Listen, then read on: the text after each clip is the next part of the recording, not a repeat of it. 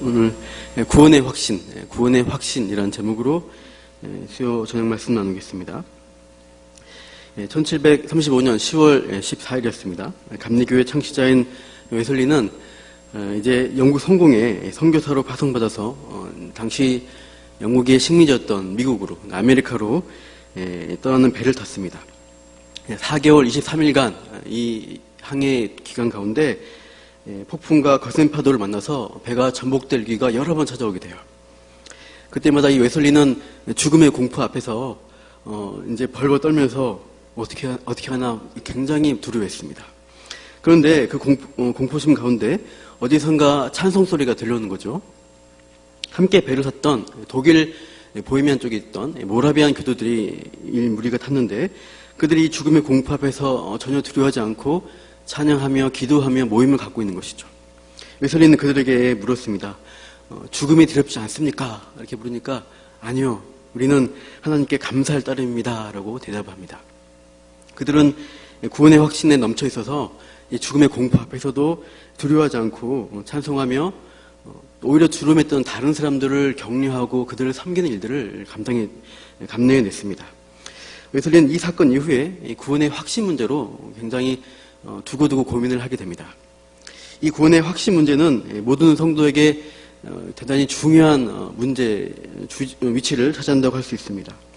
구원의 확신 없이 불안한 신앙생활을 유지해 갈 거냐, 아니면 구원의 확신을 가지고 풍성하고 평안한 기쁨 가운데 신앙생활을 할 것이냐, 이 두 가지죠.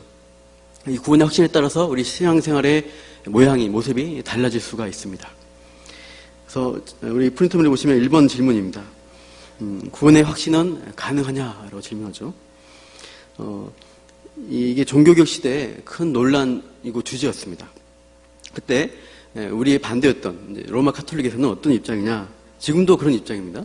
구원의 확신은 불가능하다는 입장이에요. 가로 안에 불가능하다, 불가능. 소수의 성인이나 순교자, 분명히 알 수 있는 그런 사람들 빼고는 대다수의 신자들은 확신 없이 살다가 죽는다는 거예요. 죽어봐야 안다는 거예요. 표현이 그렇지만 죽기 전에는 대부분의 신자는 자기가 구원받았는지 알 수 없다, 이렇게 논리를 펴니다. 그래서 구원의 확신이 없으니까 어떻게 해야 되느냐, 살아있을 때 구원받을 확률을 높여야 된다. 그래서 선행을 열심히 하고 열심히 교회의 말씀에 순종하고 그래서 이 선행을 강조하는 행위 구원론으로 치우치기가 쉽습니다. 그래서 그렇게 해서 또 나중에 죽어서 연옥이라는 중간 연단받는 지옥, 연옥에 가서 거기서도 아주 오랜 기간 연단을 받아야 천국에 갈까 말까다, 이런 식으로 하죠. 두 번째는 구원을 확신하지 못하는 사람은 구원받지 못한 사람이라는 주장을 합니다. 다른 극단이죠. 로마 카톨릭의 반대 극단인데, 이것은 그 당시 종교개혁 때 로마 카톨릭의 주장이 반대하다 보니까 오히려 이제 종교개혁자 일부들이 다른 반대 극단으로 갔어요. 그래서 구원의 확신도 없는데 어떻게 그 사람이 구원 받았겠냐라고 하면서 구원의 필수 조건으로 구원의 확신이 필요하다는 식으로 논리까지 갔습니다. 그러나 성경은 그렇게까지 주장하지는 않습니다. 구원 받은 사람 중에 확신 가진 사람이 있고 또 구원 받은 사람이지만 확신 없이 있을 수도 있다는 것이죠. 시편 38편 PPT 한번 보여주시죠. 빨간 글씨로 된 거 보시면 이 시편인데 3절에 나의 죄로 말미암아 내 뼈에 내 안에 평안함이 없다는 것이죠. 내 죄악이 머리에 넘쳐서 어떻게 해요? 무거운 짐처럼 짓누르고 있습니다. 그쵸? 그리고 내 성체가 썩어서 악취가 난 상태에 있다는 것.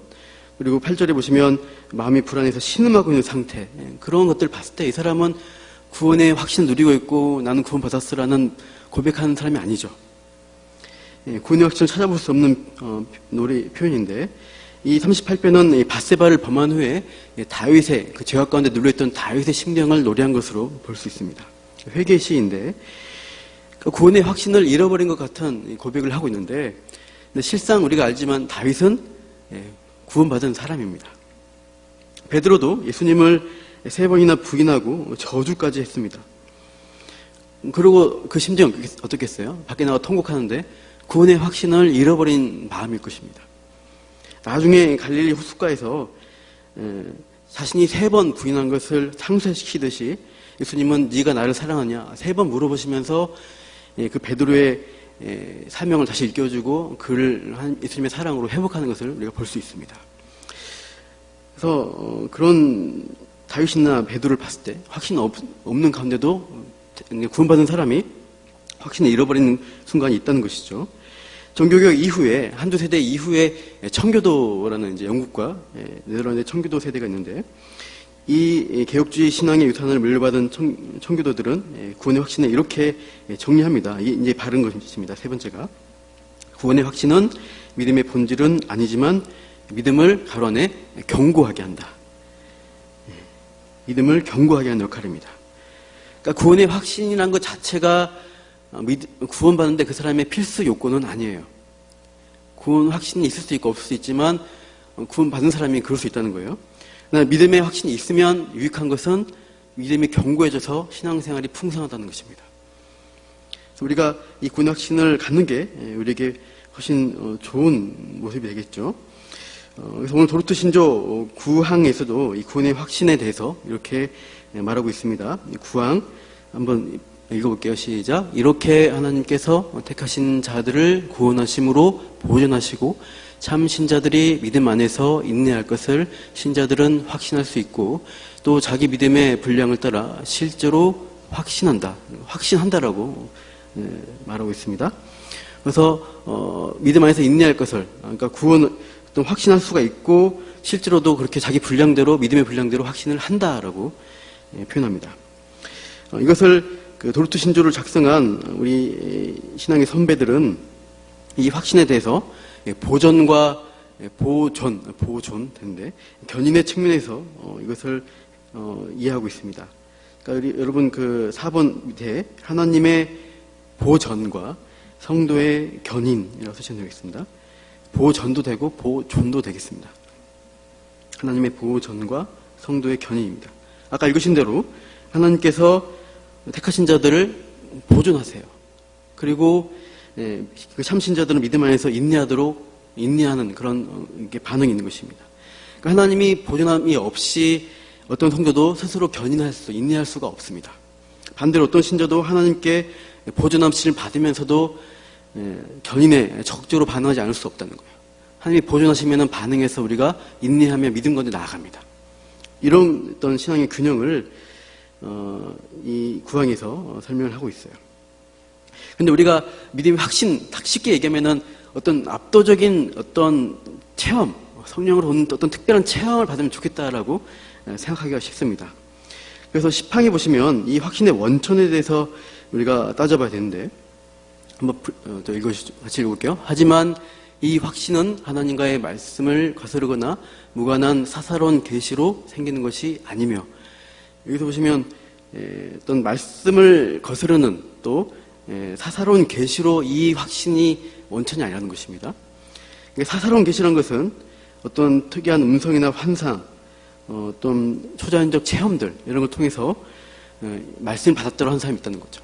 근데 그것이 하나님이 원천이 아니라 사탄으로부터 귀신으로부터 올 수가 있다는 것을 암시하고 있습니다.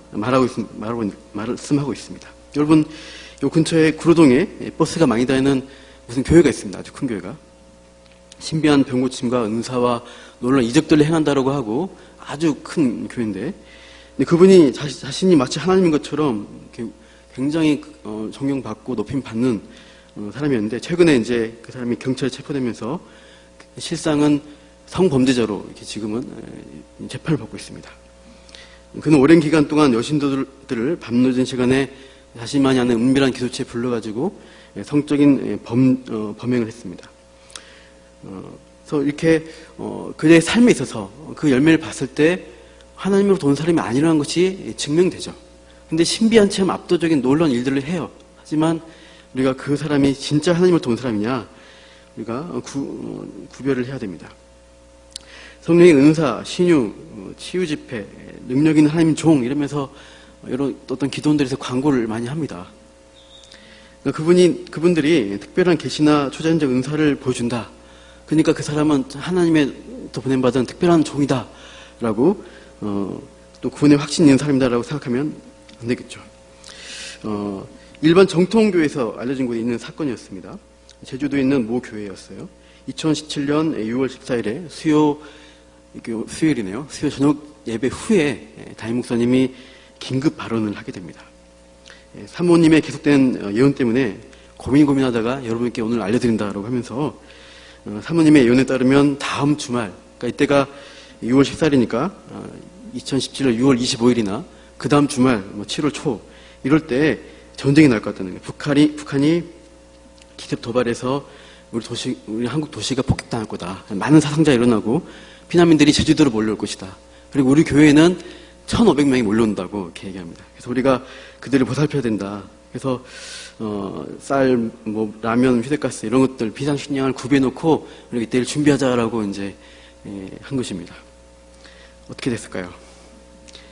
아무 일도 없었어요. 우리 알다시피 사모님의 잘못된 예언 때문에 목사님이 그것을 믿고 이렇게 그 사모님이 맞다라고 하면서 성도들에게 했는데 교회가 난리가 났어요. 이단 시비가 붙고 목사님과 했던 갈등 문제 여러 가지 참 어려운 일들이 터졌다고 합니다. 그래서 그 확신은 성령부터 온 게 아니죠. 이렇게 분별할 수 있습니다. 주님께 특정한 약속을 받았고 구원의 소망으로 가득 차 있다고 한 사람이 공개적이거나 비공개적으로 어떤 죄 가운데 살고 있다 그러면은 그 사람이 말하는 구원의 확신은 의심해 봐야 합니다. 그러니까 대체로 10중 8구 마귀로부터 오는 확률이 높아요. 죄의 낙을 누리면서 입으로는 구원을 받았다라고 말하는 사람이 그 사람에게 참 성령님께서는 구원의 소망을 넣어주시지 않습니다. 그러니까 주님께 많은 은혜를 받았다, 난 특별한 능력을 받았다 라고 하는 분이 교만해지고 자기를 높이면서 남을 함부로 비방하고 재물을 탐하거나 성적 범죄를 반복적으로 저지른다. 그러면 그 사람의 신앙과 어떤 은사나 능력이나 그분의 말씀이 사탄으로부터 온 거짓된 것이라고 우리가 판별을 할 수 있습니다. 지난 5월 20일에 여의도에 있는 큰 교회 강단에 폴라 화이트라는 목사님이 강단에 섰습니다. 사진 한번 보여주세요. 한 번만 클릭하시는데 여기죠. 누군지 아시겠죠? 지금 트럼프 미국 대통령의 영적 멘토이고 자문위원입니다. 이 목사님이 여자 목사님인데 16년 전에 트럼프 목사님을 자기가 설교하면서 전도했다라고 하고 있어요. 근데 이분이 문제가 많습니다. 18살 때 자기가 특별한 계시를 받아서 성령의 능력과 치유의 어떤 기적을 행하기 시작했다라고 말하고요. 그 사람이 고등학생이잖아요. 18살이면 졸업하자마자 곧 목사가 됩니다. 어떻게 된 건지 모르겠지만 신학교육, 정상적인 신학교육을 받지 않고 어떻게 된 것 같아요. 그래서 지금 미국에서 계속 TV 부흥사하고 한마디로 어떤 기복신앙을 외치는 사람입니다. 그래서 이 사람은 예수님이 십자가에 죽으신 것은 인간의 죄 때문이 아니라 사람들을 재정적 어려움으로부터 탈출시키시려고 죽으셨다 이렇게 주장해요. 그래서 지금 미국 정통교단에서는 이단이라고 합니다. 그래서 삼일체도 부정하고 예수님이 하나님의 아들이 아니다라고 말하고 있습니다. 또 이 사람의 사생활이 물러납니다. 지금 현재 남편이 3년 전에 결혼했는데 세 번째 남편이에요. 유명한 락그룹의 멤버랑 결혼했습니다. 그리고 몇 년 전에는 성령님 안녕하세요라는 책을 썼던 베니힌이라는 또 신유 사역자가 있는데 한번 더 클릭해 보시면 이 사람과 바티칸에 가서 좀 이제 연문설에 빠진 것이 가늠한 것이 밝혀집니다. 이렇게 막 살아요. 약물 중독에도 빠지고요. 또 캘리포니아에 호화 주택이 있고 뉴욕에도 개인 콘도를 두고 개인 제트기를 가지고 국제적으로 이동하는 그러한 굉장히 사치스러운 사치를 행합니다. 그리고 트럼프의 딸, 대통령의 딸이 지금 결혼한 사람이 유대인인 쿠슈나라는 사람이에요.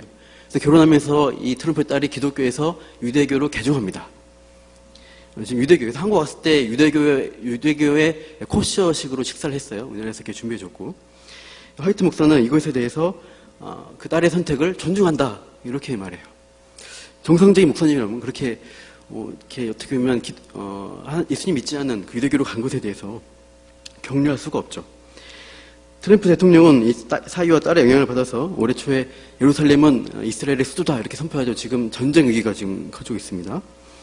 이런 폴라 화이트 목사의 신앙이 의심스럽고 또 그를 추종하는 트럼프 대통령도 사실상 진짜 기독교인이냐 했을 때 우리가 의심해봐야 되는 것이죠. 그러니까 이 화이트 목사의 어떤 체험이나 특별한 능력은 우리가 어떻게 판별해야 돼요? 구원의 확신이다. 성령으로부터 왔다가 아니라 악한 영으로부터 왔구나라고 보는 게 타당할 것입니다. 이 놀라운 영적 체험한 사람은 성경에도 있습니다. 사도 바울도 영적 체험을 고백합니다. 3층천까지 내가 올라갔고 거기서 인간의 언어로 표현할 수 없는 가히 놀라운 말들을 들었다라고 고백합니다. 근데 사도 바울은 이 놀라운 체험 때문에 나는 구원을 확신한다라고 고백하지 않아요. 바울은 이렇게 구원의 확신에 대해서 이렇게 말합니다. 오늘 본문인데요. 한번 보여주시죠. 같이요. 시작. 내가 믿는 자를 내가 알고 또한 내가 의탁한 것을 그날까지 그가 능히 지키실 줄을 확신함이라. 바울은 이것을 가지고 확신한다라고 고백해요. 내가 체험해서 확신한다가 아닙니다. 사도 바울은 믿음과 구원의 확신을 이 말씀을 통해서 다음 세 가지에서 찾았다라고 할 수 있어요. 첫 번째는 그리스도를 아는 지식에서 확신을 찾습니다. 자신의 회개나 경험, 체험으로부터 그것을 근거해서 확신하지 않습니다. 바울은 자신의 믿음의 근거를 오직 그리스도에게 둡니다. 구원의 근거가 자신의 어떠함에 있지 않고 전적으로 믿음의 대상이신 그리스도가 하신 공로와 그 은혜 가운데 있다는 것을 의지해요. 내가 그를 안다. 그분이 하신 일을 안다라고 고백합니다. 두 번째, 내가 믿는 자를 내가 안다고 할 때 그냥 지식으로만 안다, 지적으로 동의한다는 수준이 아닙니다. 복음을 통해서 그리스도 예수와 자신과 개인적 관계를 맺는 개인적으로 아는 수준으로 안다는 것이죠. 주님은 다메섹 도상에서 바울을 만나주셨습니다. 그와 대화하셨습니다. 그 다음부터 바울은 말씀과 기도를 통해 예수님과의 교제를 나누기 시작했어요. 믿음과 회개라는 이 회심의 사건을 통해서 주님과의 개인적 관계가 바울의 삶 가운데 시작이 되었어요. 세 번째로 바울은 그리스도가 자신을 돌보실 능력과 의지가 있다는 것을 믿고 의탁합니다. 내가 의탁한 것이라 표현되어 있죠. 자신의 영혼, 자신의 미래, 운명에 대해서 주님이 나를 붙드신다라고 온전히 의탁하고 맡겨드리고 살아가요. 주님이 자신을 안전하게 보존하실 것을 믿는 것입니다.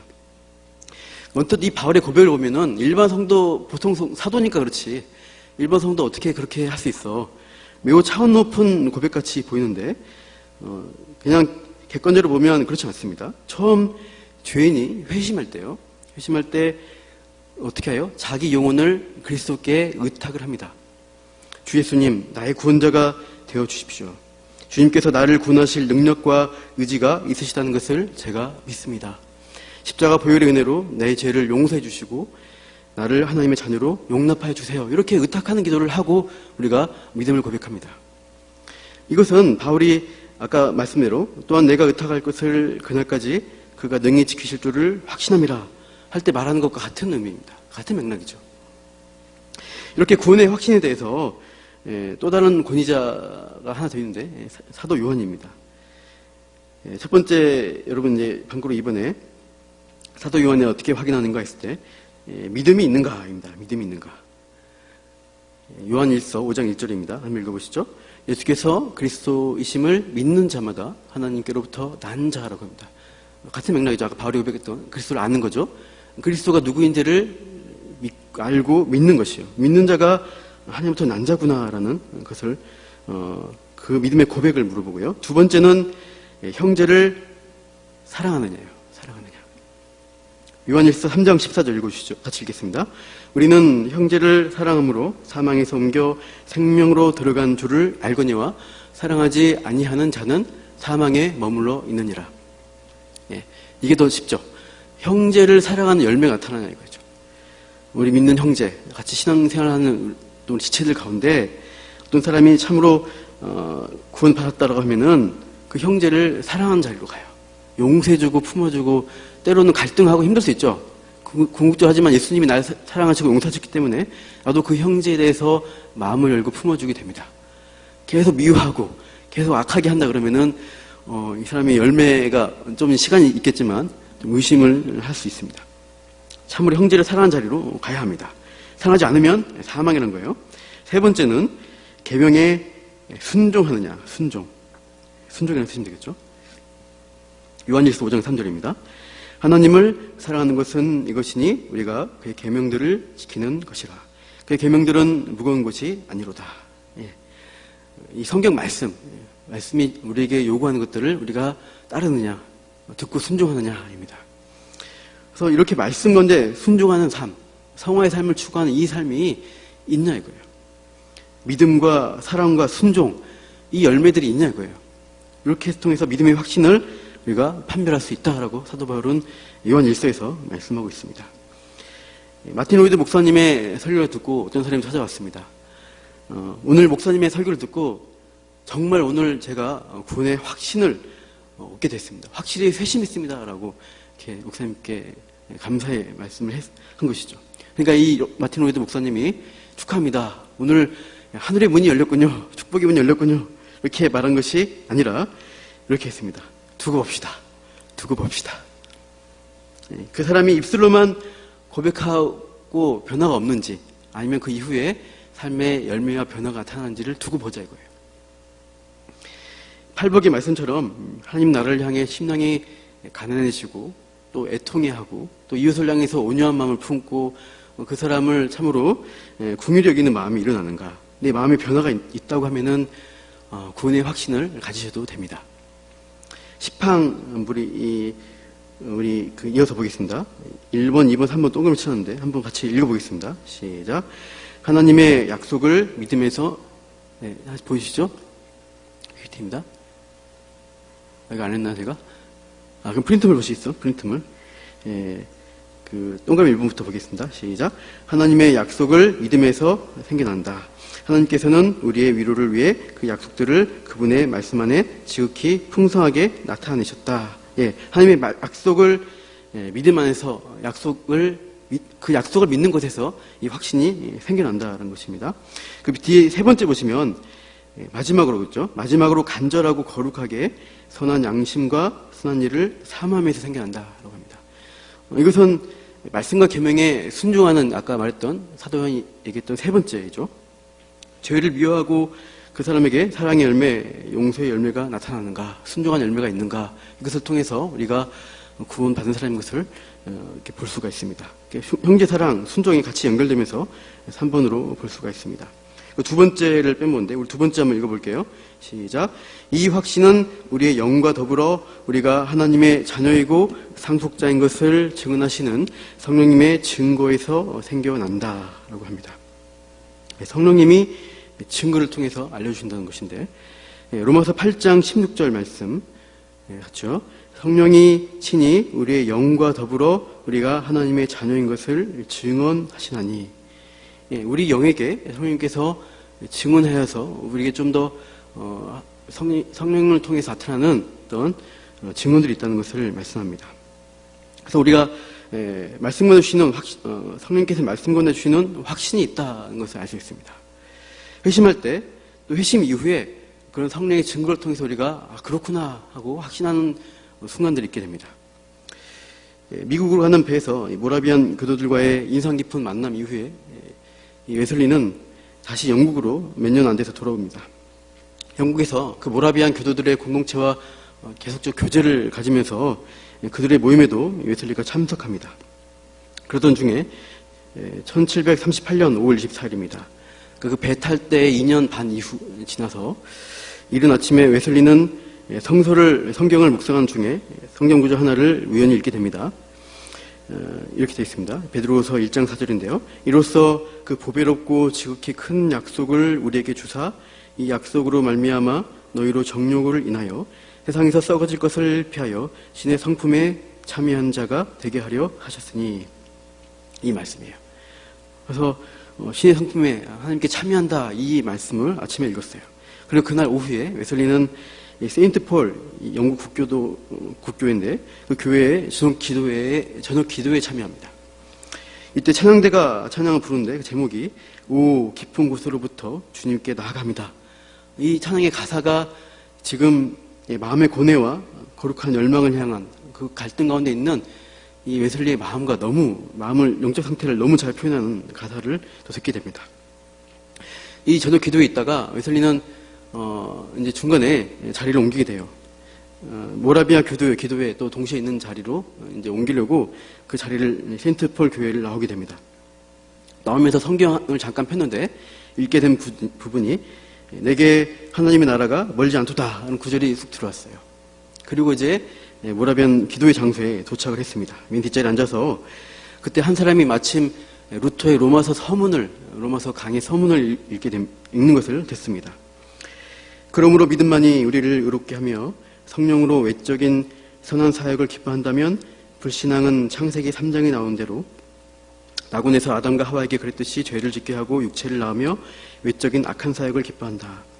그러므로 그리스도께서 요한복음 16장 8절 9절에 그분이 오시면 죄와 의와 심판에 대하여 세상이 잘못 행하고 있는 것을 깨우쳐 주실 것이다.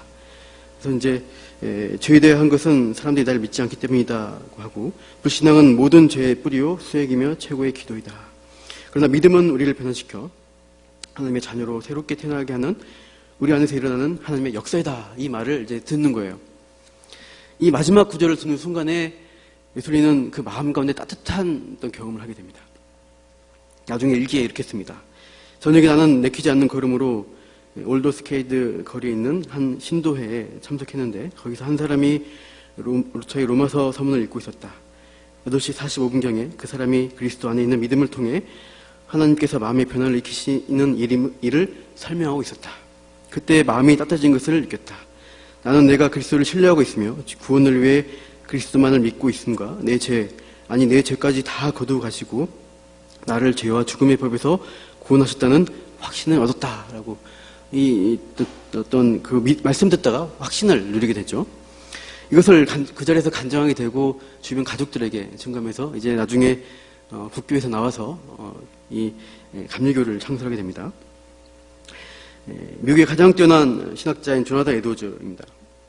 1737년에 묵상과 기도를 드리기 위해서 들판에 숲속으로 달려갑니다. 그는 말에서 내리는 순간에 특별한 감격을 느끼고 합니다. 그것은 하나님의 아들의 영광이었다라고 하고 그분의 은혜와 사랑, 그분의 온유와 겸손을 보았습니다. 그것이 약 1시간 정도 계속되었습니다. 그때 나는 크게 소리내어 울었습니다. 라고 에드워즈가 어떤 말씀에 뜨거운 체험을 경험한 것을 고백하고 있습니다. 프랑스의 천재 수학자 파스칼이라는 사람이 있습니다. 팡세라는 책으로 유명한 사람입니다.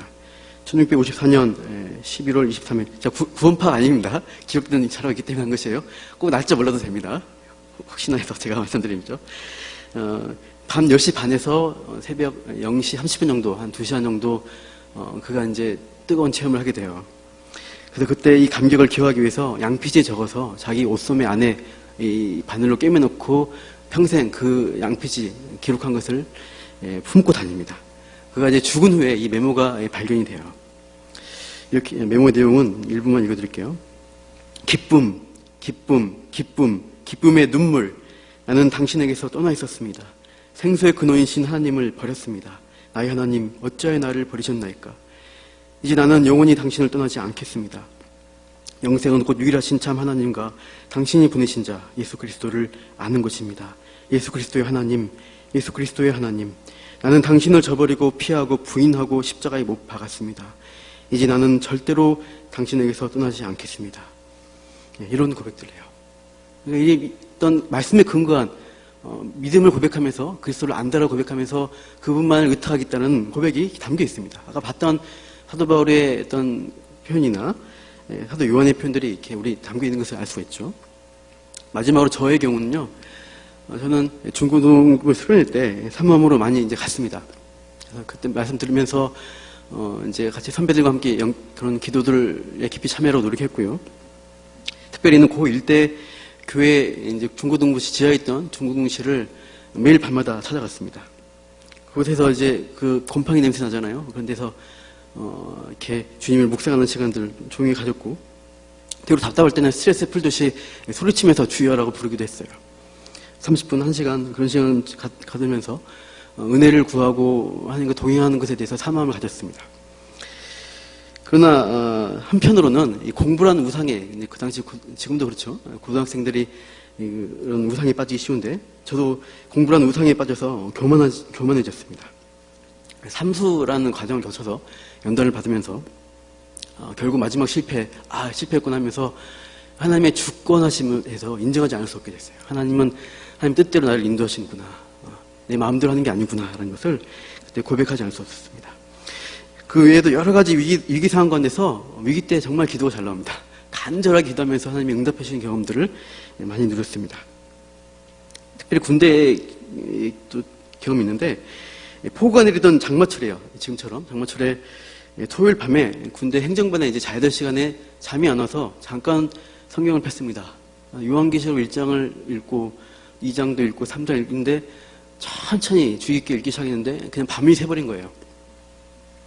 그래서 말씀 읽고 나서의 그 감격이 막 가슴에 막 남아있는 상태에서 이제 아침에 보통 이제 군인들 종교행사 한다고 교회 갑니다. 줄 맞춰서 이제 교회에 가는데 목사님 말씀을 듣기도 전에 찬양하는데 그냥 이렇게 감격이 그냥 넘쳐 흘러서 주체할 수 없는 눈물 건데 예배도 제대로 얻을 정도로 이렇게 어떤 떨린 건 있었던 그런 기억도 나요. 우리가 그런 말씀 가운데서 하나님이 역사하신 것, 성령님께서 우리 가운데 확신 주신 것들을 누릴 수가 있어요. 작년 제가 요한복음 이제 새벽에 요한복음 3장 16절 설교를 하게 됐는데 하나님이 먼저 우리를 사랑하신 거잖아요. 그래서 독생자를 주시는데 그 하나님의 먼저 사랑하심에 대한 깊은 묵상이 되면서 제가 설교를 준비하면서 감격이 오는 것입니다. 그러면서 정말 하나님이 나를 사랑하셔서 이 자리에 부르셨구나라는 그 확신 가운데 참으로 그 순간에 기쁨이 있었어요. 여러분 2018년 이제 반이 갔잖아요. 그냥 멍하게 설교 듣고 멍하게 성경 읽고 그냥 맹숭맹숭하게 기도하는 매일마다 할 수 없습니다. 하지만 1년에 한 번이라도 강력한 하나님의 말씀으로부터 오는 확신, 체험들 우리가 할 수가 있어요. 제가 영적 초자연적 체험하라는 것이 아닙니다. 말씀 가운데 예수 그리스도를 아는 지식에 하나님의 사랑과 성품을 아는 지식으로 인한 기쁨과 감격이 있다 이거예요. 그래서 우리가 누릴 수 있도록 하나님이 허락하십니다. 사모한 자리에 나아가시고 말씀을 그렇게 기대하시고 우리가 붙드십시오. 우리 마음을 여시고 하나님 저에게 응답하여 주십시오. 저에게 말씀하여 주십시오라고 그런 구원의 확신과 감격을 누릴 수 있기를 그런 우리 성도들 되시기를 축원하겠습니다. 우리가 오늘 봤던 말씀 기억하면서 같이 찬양하시죠.